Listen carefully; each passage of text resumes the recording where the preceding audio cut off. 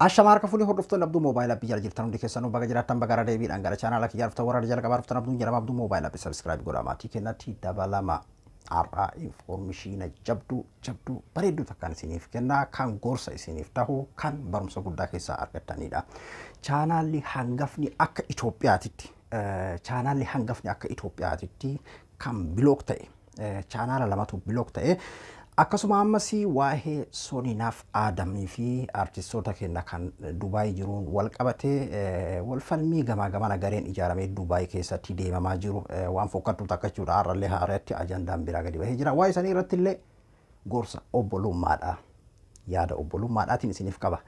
Haga dhumaatitti na waliin turaan isiniin jedha. Jalqaba irratti waa'ee chaanaalaa kanarratti. Chaanaala akkuma isinuu yaadattanii baatiidhaan dura baatiidhaan torba saddeet dura keessatti jechuudha. Chaanaalota Oromoodhaa hedduutu cufame ijoollee gartee miskiina waa'ee chaanaala kanaa qofaan jiraatan fa'aa jechuudha. Biyyoota baqaa keessatti namoota gartee chaanaala kanaan yaada isaanii asirratti ibsataa asirraa immoo galii kanaan argatanii jiraatanii ijoollee miskiinaan hedduutu irraa cufame jechuudha. San qofaa miti chaanaala guddaa artistoota yeroo sanitti kan aartiin Oromoo irratti maxxanfamaa ture kan akka Raayyaa fa'aadhatu cufame jechuudha. Akkasuma akka namoota dhuunfaallee kan akka Jiijii Kiyyaa fa'aadhatu cufame warra Habashootaa keessaas warra akka Yoonii Maanyaa fa'aa jalaa cufamaa ture. Ijoollee Oromoo hedduudha kan jalaa cufame jechuudha kan afaan Oromootiin maxxansanii lakkoofsan qaban akkasuma warra dhalatootaan Tigreellee gaafa sanitti hedduminaan dhalattoota Oromootii fi Tigree irra cufamaa ture jechuudha.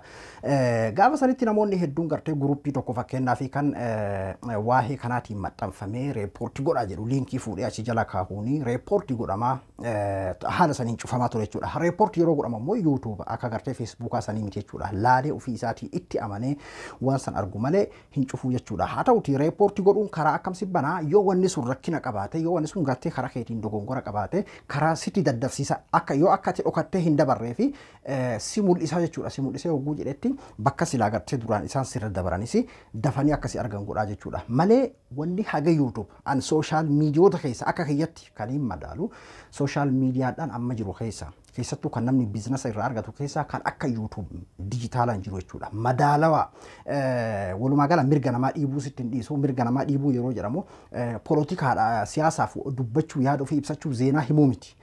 Walumaa gala mirga namaa dhiibdee arrabsoo maqaa wal balleessuu gosaa wal xiqqeessuu wantoota akkasiisan lola labsuu waan akkasiisan sin hayyaman kanasoo laalanii qulqulleeffatan malee godhan yoo takka godhan ol deebi'uun kee mashaqqaadha hamtuudha akka malee guddaadha ol deebi'uudhaaf ifaajee guddaa si gaafata deebi'uudha bulli dandeessa parsantii guddaa hin deebitu jechuudha. Kanaafuu gaafa san namoonni hedduun waan kana gartee warroota akkasiitu akkasuma godha jedhu dhugaadha yeroodhaa fi rakkina ati qabdu waliin dabalate si miidhuu danda'a. Haa ta'uti ammoo wanni suni waanuma gartee warri YouTube godhuudha isiniin jechuu barbaadeeti. Kanaafuu ati akkam jalaa baata duuba arrabsoo fi wantoota gartee achirratti waan isaan jibban seera isaanii san eeggachuudhaan jala dabartaa jechuudha. Duuba dubbiin amman tanaa wal faallaadha. Kalee situu akkas ta'a arrammoo kabiraati boru kabiraati akkasitti deemama waan ta'eef osoo reepoortiin duuba hin jirreyyuu yuutuubaroota gurguddaa kan gartee isin gurguddaa yeroo isin jedhu faarsuu fi miti beeki warra gartee baatitti doolaara 15,000 irraa argatudha. Madaalaan akkaatti waan achirra fakkeenyaaf anama yuutuubaraa nam tokko yuutuub irraa hagam argata yoo jedhe tilmaamuu ni danda'a waan namni sun laalamaa jiru. Viidiyoon kumni achirra jiraatu fi viidiyoon 500 achirra jiraatu miti yuutuub gartee kan inni gartee mallaa guddaa namaa kafalu viidiyoonis akkuma jirutti ta'ee ulaagaan viidiyoolee akkuma jirutti ta'ee wantoota hedduudha jechuudha kan laalamu. Kanaafuu yuutuubaroota Itoophiyaa keessaa hangafa tokkollee yuutuubara kana fakkeenyaaf isinis ni beektan jedheetiin ilaala Zahabashaa. YouTube'n kun chaanaalli kun namoota kaatarii namni hin beekne jiraachuun maltanii akka Itoophiyaatti tokkoffaadha. Yoon kijibuu baadhe akka Itoophiyaatti tokkoffaadha jechuudha. Kanaafuu chaanaalli kun akka malee guddaadha. Yoo xiqqaate baatitti an akka tilmaama kiyyaatti doolaara 20,000 argata jechuudha. Mallaqa Itoophiyaa miiliyoona ol jechuudha. Kanaafuu chaanaalli kun guutumaa guututti torban dura cufamee ture. Zahabashaa Ekstiraa ka jedhu bananii turan jechuudha gaafuma san. Zahabashaa Ekstiraa san illee har'a guututti biloo godhan. Amma kunoo goovandamii bananii jiran jechuudha. Zahabashaa sappoortaa jechuudhaan. Zahabashaa kana namoonni hedduu yeroo hamatanii Abiyyi waliin hojjetaa Abiyyiin kafalamaa fi waan jedhulletu jira. Haa ta'uti ammoo dhibbarraa dhibbatti warra gartee mootummaa kana deeggaranii mootummaa kana fuula duratti dhiibaa jiranidha. Walumaa galatti warra ce'umsa kan akka hin gufanne fuula duratti dhiibaa jiranidha. Ce'umsa akka hin gufanne warra fuula duratti dhiibaa jiranidha. Kana qofaa miti. Yaneeta jedhama isaa wanni kun yaneeta qubee amaaraa kana hedduu dubbisuun beeknu nuuf bulcha. Yaneeta kan jedhu kana gurbicha akkasitti qaama guutuun haasa'u san jechuudha. Sayyuum Tashoomeetu yeroo hedduu irratti haasawaa. Yaneetaan kun kan Daani'eel Kibriitis jedhama. Kunis akka malee zahaba shatti aanee tarii afuraffaa shanaffaa ta'uu danda'a. Nama gartee hedduutu isa daawwata jechuudha. Sa'a takka lama keessatti nama 203 warra daawwatamudha. Warra nama isiniin jechaa jiru kun jechuudha. Innis cufameeti jira jechuudha. Yaneetaan kunis fakkeenya Sayyuum Tashoomee jechuudha. Sayyuum Masfii jedhama miti. Sayyuum Tashoomee nama gartee Feesbuuka isaallee jalaa uguran kan veerifaayi ta'e Feesbuukni isaa kan veerifaayi ta'edha. Jechuun karaa itii biluu san qabudha jechuudha. Irraa cufame guutumaa guutuutti bilook irraa godhan jechuudha. Akkasuma amma gara yuutuubiinis cufanii jiran.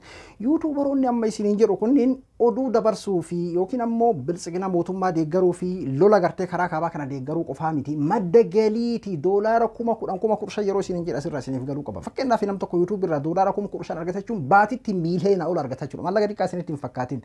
Mallaqa xiqqaa amma isin chaanaalota Oromoodhaa ittiin toonnam tokko amma naggaadee yuutuub doolaara 10,000 amma Oromoon hagam doolaara 10,000 yoo guddate doolaara 3,000 wanni Oromoo yuutuub irraa argattu. Sanumaanuu haga tokko qubatu itti qabama. Warra naggaadee yuutuub jettanii warra rakkina qabu hin jiru jechuu kiyyaa miti warra yuutuub hojjetu keessallee rakkina akkuma jirutti ta'ee jechuudha.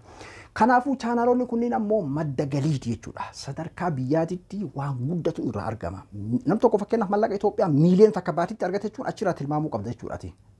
Dalagaa akkamitti kan miiliyoonatti fi takka fakkeenyaaf waan kana wacii tokko ittiin baastu qaraxaa USCA taaksii kan jedhu jira san qofa baatitti isaan sirraa muratan sanii ala wanni biraa takka kaatiitti baastu hin jiru jechuudha. Callaan harkasii seenaa jechuudha. Duuba warra kan hunda maalinni jibbaa lallaba jechuudhaani bilook irratti godhanii jechuudha. Maal isinii dhaamuu barbaadeeti amma warri gartee chaanaala kanarra jirtan kan doolaara 100 argattanis kan doolaara 50 argattanis kan doolaara 1,000 argattanis 2,000 3,000 argattanis 5,000 argattanis warri afaan kana na dhageessan afaan dubbachuu jiru kana na dhageessanii waan arrabsoo jedhame akkuma duritti waan yuutuub jibbu keessattuu waa'ee jibbaa kakaasu gosa irratti waan xiyyeeffatu waan akka gartee fakkeenyaaf amma warri sun oofaa jiranii jechuudha.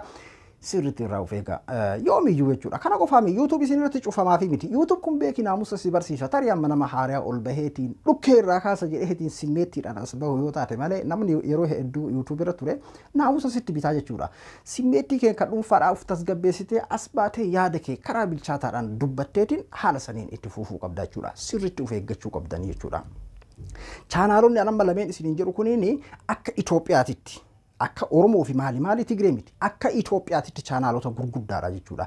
Kanaafuu anamma fakkeenyaaf lameen kana isin hime malee chaanaalota hedduutu cufamaa jira kan jara habashootaa jechuudha. Maali waa'ee lola kaabaa kanaa wal qabatee jarri akka malee xiiqii keessa seenanii fakkeenyaaf bilisoomne jirra warri juuntaan kun yoo bade kabiraa galabaadha akkuma san kabiraa balleessuun nun dhibu waan jedhuun haala akkasiisan simmeetti hamaa keessa seenanii akkuma isinuu agartan miidiyaa biyyattii irras dabalatee akkasuma karaa yuutuub dhuunfaa isaaniitiin illee akka malee simmeettiidhaan waa'ee kanaa lallabu jechuudha dhiifama. Waa'ee kanaa lallabu jechuudha. Waa'ee jibbaa, waa'ee lola labsu, waa'ee gartee ebaluun balleessii ebaluu ati jiraadhu waan jedhu irratti akka malee xiyyeeffatanii jira waan ta'eef sababa kanaatiin natti fakkaata.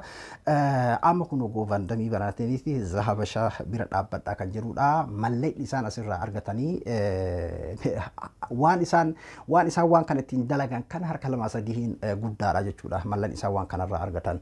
Kanaafuu of eeggadha ijoolleen ta'e isin jechuu barbaadeeti. Inni biraa waa'ee Dubaay. Dubaay kan irratti ana madurallee viidiyoo tokko waraabeetiin ture amma ammoo ani gorsallee miti dhaamsallee miti yaada obbolummaatiin isiniif qaba. Dubaaytuun ana madurallee isiniin jedhee jira qorii artistootaati yaa jira keenya. Artistoonni keenya Ameerikaa fiizaa muratanii Ameerikaa deemuu hin danda'anii, Kanadaa deemuu hin danda'anii, Astiraaliyaa deemuu hin danda'anii. Artistii Oromoo 10 keessaa yoo guddate tokko kudhan keessa iyyuu miti dhibba keessaa 2-3 dhugaa dubbachuuf namni carraa Ameerikaa Kanadaadhaa Astiraaliyaa argatu jechuudha. Artistoota Oromoo keessaa baasiilleen guddaadha. Namni keenya gartee kan ala jirullee bakka hundatti ijaaramas hin qabu waan ta'eef tarii artistootaaf ammoo bootaa kennuu dhabuulleen ni mala. Artistoonni keenyallee akkasii sadarkaa sanitti irratti hojjetanii homa ta'eenuu haa ta'u walumaa galatti carraan gartee Oromoon karaa Ameerikaa maaliitti qabu baay'ee xiqqaadha jechuudha. Hin danda'amu sadarkaa jedhurra ni gahama jechuudha. Kanaafuu bakki gartee gartee carraan Oromoon itti qabu hatattamaa yoo rakkin isaan erga artistoonni keenya qabsaa'aadha akkuma isin beektan dafee baqachuudhaafis koonsartii garaagaraatiifis Dubaay jechuudha. Dubaay dhugaa dubbachuu fi qorii artistoota Oromooti. Artistoota yeroo jennu kaa beeke artistootatu beekamaadhaaf malee namni dhuunfaasaa ta'u naggaadee garaagaraa ta'u Dubaay walumaa galatti biyyoota gartee diiyaaspooraa Oromoon biyya keessaa laaftutti itti fayyadamu keessaa Dubaay qorii Oromooti jechuudha. Amma Dubaay egaa gartee gaafa dhiyoo akkuma isin hundinuu quba qabdan jechuudha. Soninaaf Aadamii falmataa kabbadaa achitti karasitti baqatanii achumaan gartee karasitti gartee koonsartii dhiheessanii booda mufiin xiqqashoo wahii isaan jidduu dhufte jechuudha. Gareen jalqaba isaan bira qubatanii akkuma isinuu yaaddan warra gartee 11 star jedhu san jechuudha. Mufii xiqqoo takkatu jira. Mufii jiru kanaani gaafa san kaa isin hundinuu quba qabdan jedheetii yaada. Mufii waan xiqqashoodha. Waanuma gartee namni jechaan wal afaan dhabuudha. Koonsartii siif dhiheessine jirra amma immoo baatii booda malee siif hin dhiheessinu akkamitti naaf hin dhiheessine ka jedhuudhaani Soninaaf Aadamisi haala saniin aareedha. Anamma warroota gartee garee san keessa jiran irraa nama bilchaataadha jedhee yaadu garee san keessaa namaan waliin haasa'ee haala jiru irraa odeeffadhe ni jira. Haa ta'u immoo Soninaaf Aadamiin waliin qunnamne hangaan hubadhetti maalinni waluma gartee walumaa obsuu dadhabu. Shufeerri tokko hedduminaan gartee kan rakkinni isa mudatu nama dhuunfaas ta'ee shufeerallee ogguu aspaaltii tokko qaxxaamuru ogguu rakkinni namarra dhufu irra guddaa namni hedduun obsa dhabaa beekee shufeerrillee obsa dhabuudhaani rakkinni tokko isa mudata. Hattaa namni dhumaan tokko yeroo karaa qaxxaamuruus obsa dhabarraahi dafeetiin yookiin karaa san achi baha jedhee adagaan isa mudachuu danda'a waan ta'eef homa akkasiitti obsa dhaba jechuudha. Isaan lachuu wal tasgabbeessuu ni danda'an ture jechuudha. Kanaafuu wal falmiin uumame. Soninaaf Aadamis achi deemeeti Oromoota biraa Oromoo biraa deemee Oromoota biraa Soninaaf Aadamii falmataa kabbadaallee akkamitti isin naangoon jechuun Oromoota biraa qubate jechuudha. Amma duuba maaliin warri kunis akkamitti gartee galata nuti gooneef yookiin ammoo obbolummaa nuti isaaf qabnu kana nuuf dhabee akkanatti harka nu darbee yookiin nu biraa deema kan jedhuudhaa fi Soninaaf Aadamis akkamitti na didanii kan jedhuudhaani garee biraa harka seene. Gareen kun amma garee uummata inni kaan isaaf dubbata inni kaan ammoo isarratti dubbataa jechuudha. Wanni kun bal'atee waan har'a sooshaal miidiyaa irratti odeeffamu agartanii jirtan jedheetii yaada. Kanaafuu waan amma asirratti keessattuu Soninaaf Aadamii fi falmataa kabbadaa achi keessatti gaheen isaa xiqqaanatti fakkaata rakkina kana keessatti Soninaaf Aadamii hedduminaan kan agarre jechuudha. Har'aan tanallee maqaan ka deemaa jiru Soninaaf Aadamii irratti. An Soninaaf Aadamii fi dhaamsa obbolummaa qaba. Soninaaf Aadamii miidhama ta'uu dandeessa. Akkasuma ammasii ati biyya saniif haaraallee akka biyya saniif haara taate haga ati yaadde simatuu dhabanii si aarsuu danda'anii jechuudha. Haa ta'uuti. Wanni kun amma garee uummate siifi obboleeyyan kee jidduu bira dabree warra gartee bakka biraa jiru jidduullee seeneeti jira jechuudha. San qofaa miti amma akka Oromoo jidduullee seenee ajandaa ta'uu danda'a. Artistiidha beekamaadha. Saba biraa gurri kee guddaadha.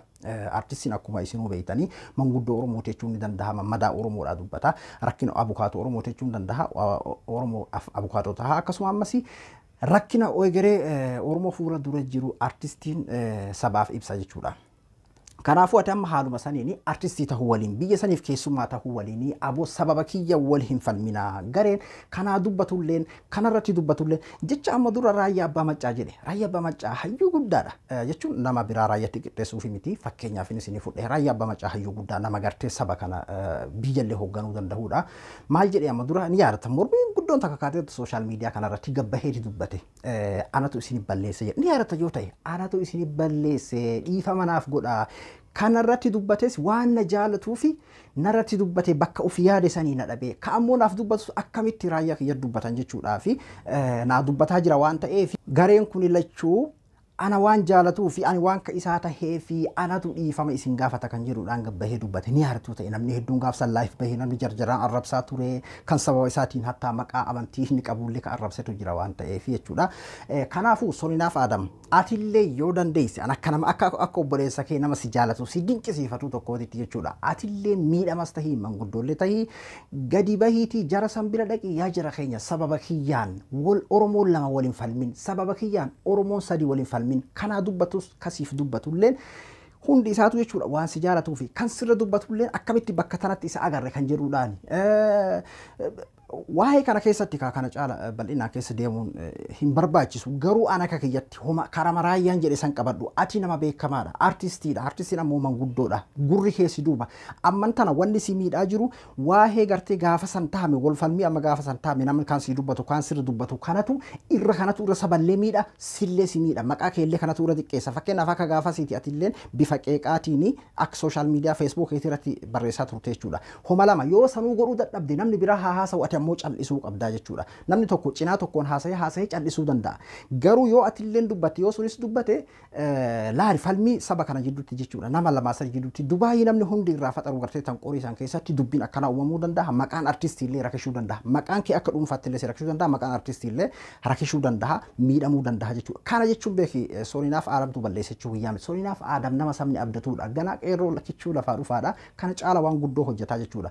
Warri ammoo gartee akkas ta'e orola artistii kanarratti ooftanis maqaa artistiitiif irra dhaabadha. Dhuunfaa isaa qofa osoo hin taane jechuudha. Artistii keessan hin xiqqeessina. Ammoo wanni waldhaba faamilii beeksisabaati waan ta'eef garuu ati qabbaneessitee waan kana balleessuu ni dandeessa jedheeti yaada Sooninaaf Aadam. Nama hundarrasi aboo saba kiyya nama waliin ajinti live seeni warra kana hunda dhiifama na godhaana isin balleessee kunoo sababa kiyyaan hin dubbatamin ana bakka abbaan badii akka raayyaa abbaa macaa jedhe sanitti saba kee kana jidduu wal falmii jiru. Nama afurii shan illee osoo taate namni gamaa gamanaa waliin dubbatu kasii dubbatu kanallee dhugaan sa'in ka abshiir si faana jira jedhu kunillee qiletti si oofaa jira. Kasirratti dubbatulleen qilematti si oofaa jira. Siifalli maalinni artii Oromooti. Artiin Oromoo yoo gartee siyaasaan faallaa kee ta'ee akkamitti siyaasa kana dubbata jedhee sitti aare malee rakkina dhimma dhuunfaatiin gonkuma nam tokko si dubbatuun siif an maqaa kee diqqeessa jedheeti yaada. Yeroo kana jedhu Sooninaaf Aadam qofaa miti artistii kamiyyuu jechuudha. Ati wanni itti jirtu qabsoo biyyaati malee qabsoo dhuunfaa kan mataa keetii kan dhimma dhuunfaa faamilii mataa keetiitii miti jechuudha. Kanaafuu waan kana dhaamsuun si harka jirti. Falmataa kabbadaallee rakkina kana keessa jiraate garuu hedduminaan Sooninaaf Aadam jechuudha kanneen an dhagahee waan ta'eef jechuudha. Yeroo kana jedhu irra guddaa si kan miidhamu gurri kee guddaadha. Ati artistiidha. Maqaa artistis maqaa gurra keetis maqaa dhuunfaa keetiillee maqaa sabaallee waa'ee qabsoo dhiifamee dhimma dhuunfaatiif dubbatamuun kun hundinuu akka dhaabbatu godhuun ni dandeessaa jechuudha. Kanaafuu haala saniini kun gorsa obbolummaati. Gorsallee miti garuu dhaamsa yaada obbolummaati jechuudha. Yaada akka nama dhuunfaa tokkotti yaada siif qabudha. Isin ammoo warri kaanu yeroo beeke isaan kan araarfadhu yeroo siin jedhu jarri suni hatta osoma ati fakkeenyaaf xiqqashuma sirraa karaa argatanii isaanii nin abdadha dhugaa rabbi akka isaan waan kan akka gaariitti lakkinutu si balleessa jedhanii si araarfatanu abdiin qaba. Garuu namni tokko yoo gamana fiigee atis gamas fiide akkamitti isaa gana takka kabajaanaaf dhabe akkamitti akkasana godhe ka jedhu shayxaan illee jidduu jiru waan ta'eef jechuudha walitti hammaatu danda'a namni waan ta'eef.